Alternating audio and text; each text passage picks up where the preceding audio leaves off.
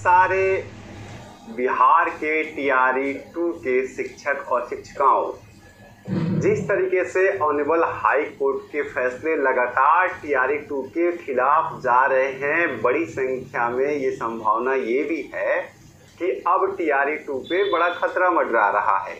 इसी बीच में honourable high court ने, पटना हाई कोर्ट में ऑनरेबल जस्टिस अंजलि शरण जी ने एक बड़ा फैसला दिया है एकल पीठ ने, और ये जो है टोटली इस रिजल्ट को, टीआरई 2 के रिजल्ट को रिफ्लिकेट कर देगा। फैसला परसों का है, लगातार आप लोग के सवाल आ रहे थे लेकिन मैं थोड़ा सा अपने केसों में व्यस्त था इसलिए आपको अपडेट नहीं दे पाया था।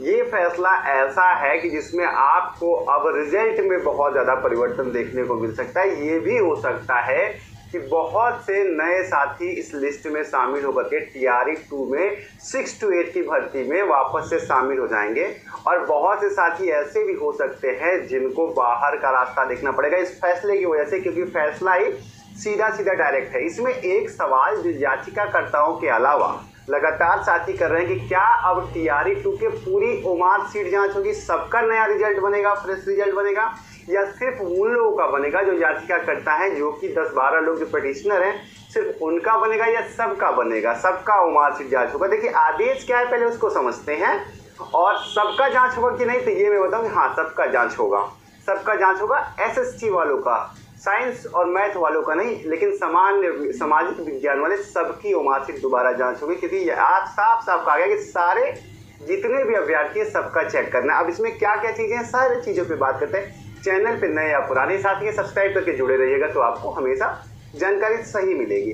देखिए टीआरई 2 में डबल खतरे हैं। एक तरफ तो भाषा अहर्ता के मामले को लेकर के 34 याचिकाएं हाई कोर्ट में डाल दी गई हैं, और जिस तरीके से टीआरई 2 में लगातार फैसला बीपीएससी और शिक्षा विभाग के खिलाफ जा रहे हैं ऑनरेबल हाई कोर्ट का, ये बड़ा बात नहीं होगा कि आपको पूरी टीआरई के खिलाफ फैसला टीआरई 2 के खिलाफ जाएगा, और जिस तरीके से 1 पे स्टे हो गया, रद्द हो गई, उसी तरीके से 2 पे भी दिक्कत आ सकती है, उस पर भी स्टे हो जाएगा। और ऐसे में बहुत सारे साथी जो टीआरई 2 में भर्ती हैं उनके लिए भी दिक्कत हो जाएगी, क्योंकि फैसला ही, और ये गलती जो है बीपीएससी जल्दीबाजी में और शिक्षा विभाग की जल्दीबाजी में, हड़बड़ी में जो गलतियाँ की गई हैं, जिसकी वजह से ये तमाम चीज़ें आपको देखने को मिल रही है। चलिए फैसले की तरफ बात करते। देखिए समस्या, जो याचिकाकर्ताओं की समस्या थी कि वो अपने ओमार सीट को दोबारा जांच कराना चाहते थे, जैसे 9 और 10th में हुआ था।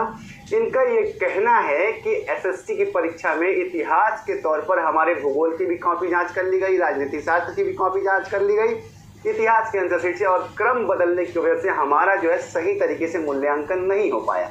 हालांकि बीपीएससी ने इसको काउंटर करने की कोशिश की, बट कोर्ट जो है इसे डिनाई इसलिए कर गई क्योंकि 9वीं 10वीं के बच्चों को आपने दोबारा मौका दिया था, तो अगर आप उनको दिए थे तो फेयर अपॉर्चुनिटी, आपको याद है ना, मैं हमेशा आपको समझाता हूँ कि संवैधानिक अधिकार है आपका, किस चीज़ का, समानता का अधिकार, राइट टू इक्वलिटी, समानता का अधिकार। इसीलिए कहते हैं कानून सीखते रहिएगा, जुड़े रहिए सब्सक्राइब करके। तो समानता का अधिकार का में एक चीज़ और आता है, राइट टू फेयर अपॉर्चुनिटी, मतलब सबको समान मौका देने का भी अधिकार उसमें इनबिल्ड होता है इक्विटी में। इसी को देखते हुए ऑनरेबल कोर्ट ने कहा है कि नहीं, आप सबका ओमार सीट जांच कीजिए, जितने भी सोशल साइंस के बच्चे हैं, और फिर नई मेरिट लिस्ट लगाइएगा।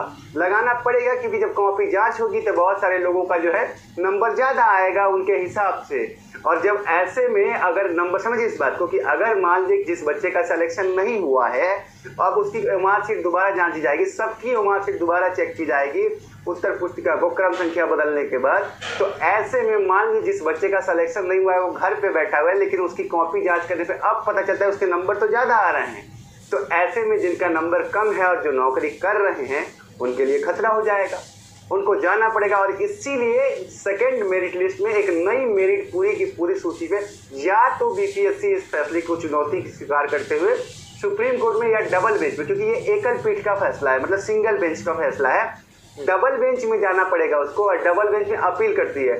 मुझे जो जानकारी मिली है कि बीपीएससी डबल बेंच में इस फैसले को लेकर के अपील करने जा रही है, क्योंकि इसमें एक मैसिव पिंडोरा बॉक्स खुलने वाला है।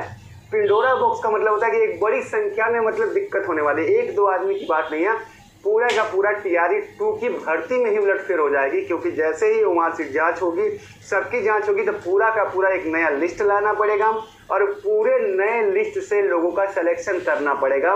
तो ये एक तरीके से पूरी टीआरई की भर्ती रिफ्रेश हो जाएगी, समझ रहे हैं आप लोग। पूरा का पूरा नया लिस्ट ही आ जाएगा सबका कॉपी एसएसटी वालों का, गणित और विज्ञान वालों का नहीं, लेकिन सामाजिक विज्ञान वालों का जितने भी लोग हैं सबकी कॉपियाँ दोबारा जांच करके नया फ्रेश जब मार्क्स लिखा जाएगा उसके हिसाब से रिजल्ट आएगा। ये है फैसला, मतलब कितना बड़ा फैसला है। तो इसके खिलाफ बीपीएससी हो सकता है, अभी मुझे जो सूचना आ रही है कि ये डबल बेंच में जाने की बात कर रहा है, और अगर वो वहां जाते हैं तो इस फैसले पे फिलहाल फौरी तौर पे स्टे हो जाएगा।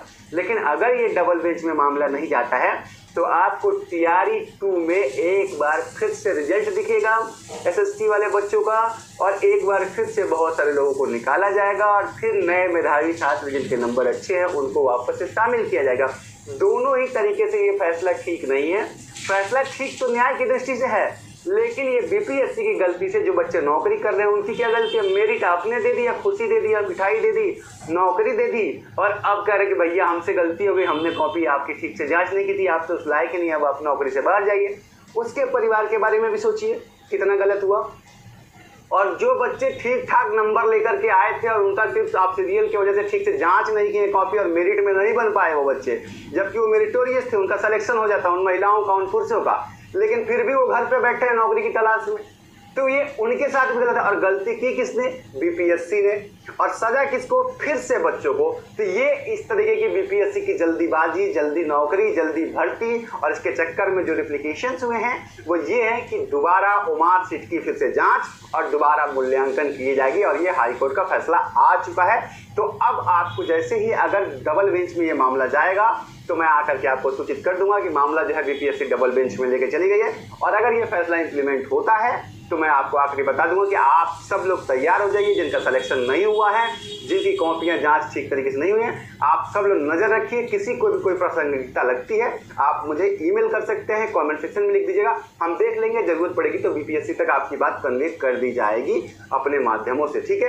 तो फिलहाल इंतजार कीजिए, अगर डबल बेंच में जाएगा तो मैं आपको आकर के बता दूंगा, वरना आप लोग शिक्षक बनने के लिए तैयार हो सकते हैं। हो सकता है कि इस बार फिर से आपको नंबर मिले और आप शिक्षक बन जाएं इसी भर्ती में टीआरई 2 में। उम्मीद करता हूँ जानकारी मिल गई होगी। मिलता हूँ, प्रणाम।